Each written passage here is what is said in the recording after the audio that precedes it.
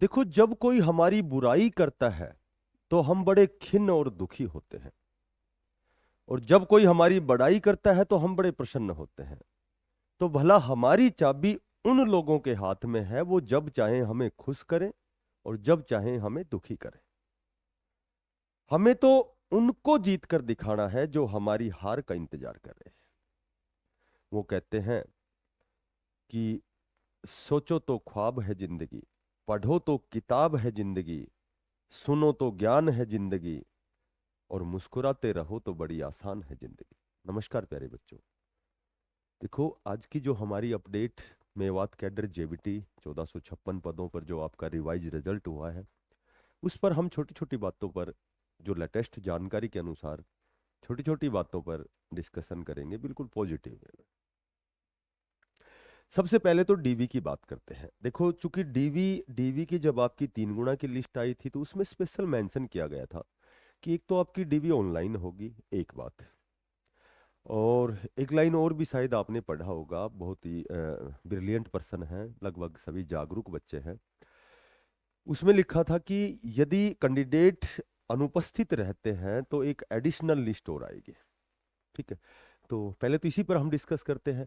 देखो, एक तो मैंने पहले भी एक ही वीडियो बनाई है ये रिजल्ट के बाद में, ये आज हमारी दूसरी वीडियो है। तो मैंने उस वीडियो में आपको बताया था कि जो डीवी की जो प्रक्रिया आपकी ऑनलाइन प्रक्रिया होने वाली है, तो यदा कदा आप बातें भी करते हैं, सुनते भी हैं कि डीवी तो सभी करेंगे, चाहे वो पहले ऑलरेडी कहीं कार्यरत है, लग गया है कहीं, ज्वाइनिंग करने के बाद भी जो पीआरटी की अपर पोस्ट पर भी यदि जिसने ज्वाइन कर लिया तो वो डीवी ऑनलाइन सभी करेंगे। तो इसमें कोई एक आध अपवाद होता है, और अपवाद से कभी नियम भंग नहीं होते हैं। तो मैंने पहले भी आपको बताया था कि जो पीआरटी लेवल से ऊपर के कैंडिडेट हैं, जो लगे हुए हैं या समकक्ष भी हैं, सेम यदि लेवल पर भी हैं, तो वो लगभग इसमें पार्टिसिपेट नहीं करेंगे।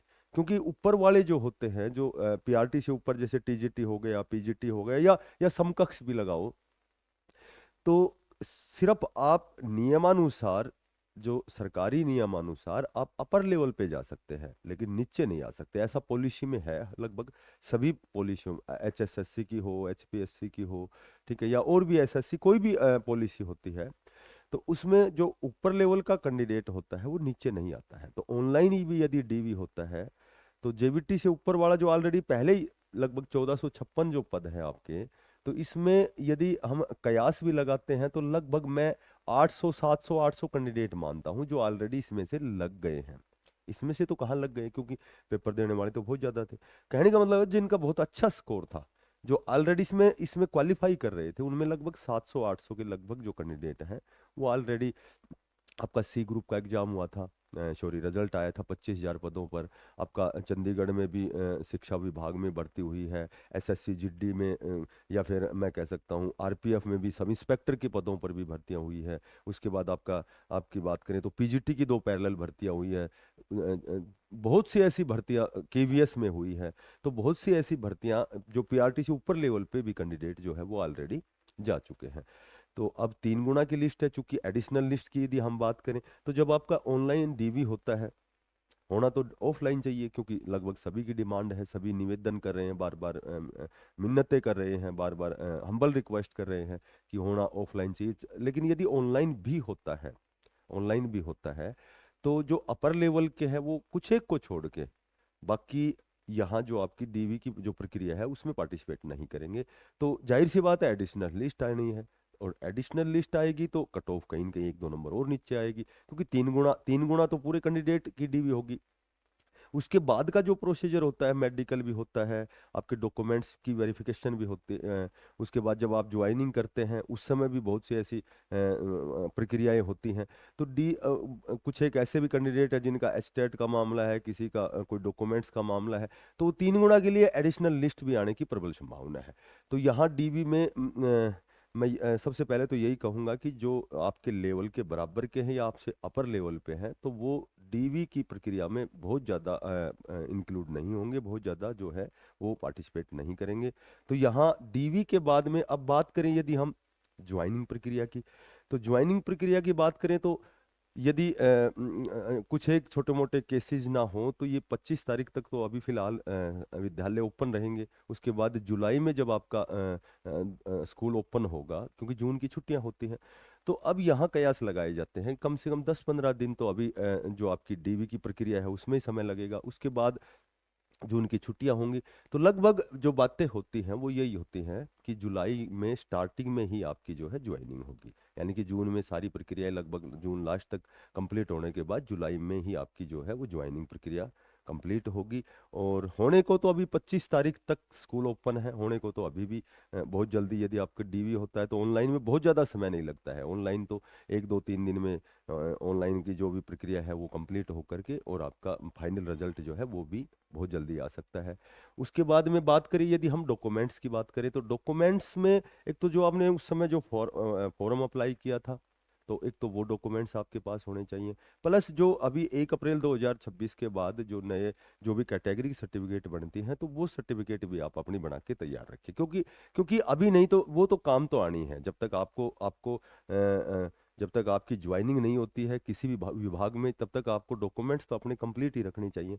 तो उसकी मेरे ख्याल से 2-2 कॉपी जो है वो अपने पास रखनी है आपको, क्योंकि जब आपका फाइनल रिजल्ट आता है डीवी के बाद में, तो वहाँ भी आपके ज्वाइनिंग के समय भी वो जमा होती है। तो अपने डॉक्यूमेंट्स कंप्लीट रखना, किसी के कोई एस्टेट किसी की गायब हो रही है या कोई और डॉक्यूमेंट्स पुराना है तो उसको नया बनाएं आप।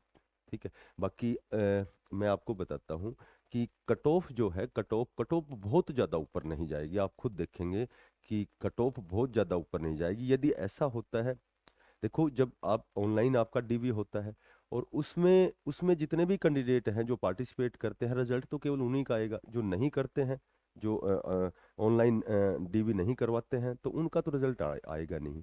तो ऐसे बहुत से कैंडिडेट हैं जो बहुत बड़ी भर्तियों में जा चुके हैं जिनका स्कोर बहुत अच्छा था।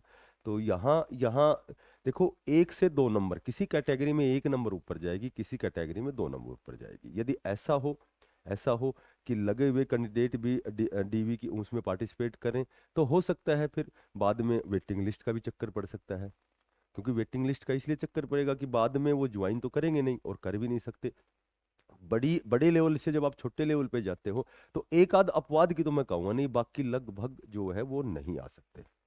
क्योंकि क्योंकि ये प्रक्रिया होती है कि जो पीजीटी है या टीजीटी है वो जेबीटी पे आता है, या सी ग्रुप का कैंडिडेट डी ग्रुप पे आता है। तो वो बहुत ज़्यादा उनको पैसे भरने पड़ते हैं और बहुत ही जटिल प्रक्रिया है, ये आसान प्रक्रिया नहीं होती है।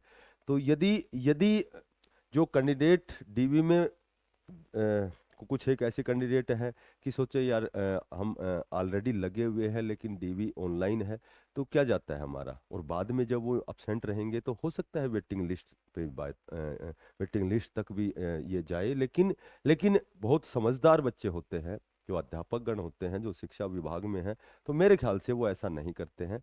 तो यहाँ आपकी एडिशनल लिस्ट भी आ सकती है। और बात करें कट ऑफ की, तो किसी में 1 नंबर ऊपर जाएगी, किसी में 2 नंबर ऊपर जाएगी। ज़्यादा से ज़्यादा मैं 3 नंबर तक कह सकता हूँ। बाकी जहाँ तक मेरा अनुमान है, लगभग 2 नंबर जिसके ऊपर हैं, जो कट ऑफ फिलहाल की जो कट ऑफ है उससे जिसके 2 नंबर ऊपर हैं, तो वो ऐसा कर सकता है। ठीक है। अच्छा, जिनका सिलेक्शन नहीं हुआ तो उनके लिए भी एक बहुत अच्छी बात है। अभी आपका स्टेट होने वाला है जुलाई में, जहाँ तक मैं समझता हूँ जुलाई में, क्योंकि जून में आपके बीएड के एग्ज़ाम होने हैं। तो जो शेड्यूल है वो व्यस्त रहेगा। तो जुलाई में मेरे ख्याल से फर्स्ट वीक में स्टेट का दोनों लेवल का एग्जाम होना, लेवल 1 और लेवल 2 का। उसके बाद आपकी रेस्ट ऑफ हरियाणा जेबीटी की जो बहुत लंबे समय से भर्ती नहीं आई है, तो जहाँ तक सुनने में आया है कि 4 से 4,500 पदों पर आपकी जो है ये नियमित भर्ती आएगी, रेस्ट ऑफ हरियाणा की भर्ती आएगी। तो 1 या 2 नंबर से जो रह गए हैं, मैं उनको यही सजेस्ट करूंगा कि बहुत जल्दी उनकी रेस्ट ऑफ हरियाणा की भर्ती आने वाली है। और मैंने ये भी आपको बताया था कि जहाँ तक मैं समझता हूँ कि लगभग 3 साल की उसमें एग्जेम्पशन भी मिलेगी आपको, छूट भी मिलेगी। क्योंकि जब 14 साल से भर्ती नहीं आई है, तो आप समझ सकते हैं कि बहुत से ऐसे भी बच्चे हैं जो 42 प्लस कर गए हैं। तो 42 प्लस होने के बाद में उन्होंने स्पेशल कोर्ट में निवेदन किया था, उन्होंने रिट जारी की थी, और वहाँ वहाँ उनको ये आश्वस्त किया गया था कि लगभग 3 साल की छूट मिलनी, मतलब बहुत ज़्यादा संभावना कह सकता हूँ मैं, लेकिन भर्ती श्योर एंड सर्टेन आएगी। तो पहले तो आपका प्रयास यही है। और जो नए बच्चे हैं वो एस्टेट की तैयारी करें, क्योंकि एस्टेट कितना मैंडेटरी है सभी को पता है। आगे एस्टेट में ही आपका हरियाणा कौशल रोजगार निगम में भी एस्टेट की बहुत ज़्यादा नीड होने वाली है। उसके बाद नई भर्तियों के लिए तो बहुत ही ये पहला जो आपका बेसिक स्तंभ है एस्टेट पास करना। और एस्टेट के बाद में आपकी जो ये रेस्ट ऑफ हरियाणा की भर्ती है ये कन्फर्म आने वाली है। और अपना प्रयास जारी रखें, तैयारी करते रहें, क्योंकि कई बार क्या होता है कि जो होता है वो अच्छे के लिए होता है, परंतु हम उसके लिए तैयार नहीं होते। और हम सोचते हैं कि फॉर्म आएंगे जब तैयारी करेंगे उसके बाद तो वो फिर पर्याप्त नहीं होता है। पर्याप्त क्या होता है कि जब हमारे पास समय है तो हम समझदार नहीं होते, और जब हम समझदार होते हैं तो समय निकल जाता है। तो जब भी कोई नई अपडेट आएगी फिर मिलेंगे आपसे, तब तक के लिए एक मैंने आपको बता रखा है कि हमारी जो फ्री ऑफ कॉस्ट क्लासेस हैं 9 तारीख से स्टार्ट होंगी। और 9 तारीख के बाद रेगुलर 30 जून तक हमारी रेगुलर जो भी लेटेस्ट अपडेट हो या फिर नियमित रूप से हमारी क्लासेज हो सब्जेक्ट वाइज, तो हमारी क्लासेज जो होती है वो फ्री ऑफ कॉस्ट होती हैं। तो सभी बच्चे सादर आमंत्रित हैं, आप टेलीग्राम ज्वाइन कर सकते हैं। और आप, क्योंकि मेरे पास साल में सिर्फ यही 2 महीने होते हैं जिसमें मैं अपना 100% देता हूँ। जब भी कोई लेटेस्ट अपडेट हो टेलीग्राम पे भी मैं एक्टिव होता हूँ, यहाँ क्लासों में भी एक्टिव होता हूँ, कोई किसी प्रकार की अपडेट हो तो लगभग लगभग ये 2 महीने होते हैं। तो आप जो भी साथी जिनको वीडियो अच्छी लगे, जिनको एक आधे पीछे की क्लास पढ़ के देख लेना, यदि आपको क्लास अच्छी लगी हो तो आप टेलीग्राम ज्वाइन करें, आप चैनल को सब्सक्राइब करें। फिर मिलते हैं किसी नई अपडेट के साथ, तब तक के लिए बेस्ट ऑफ लक, सभी को धन्यवाद, राम राम।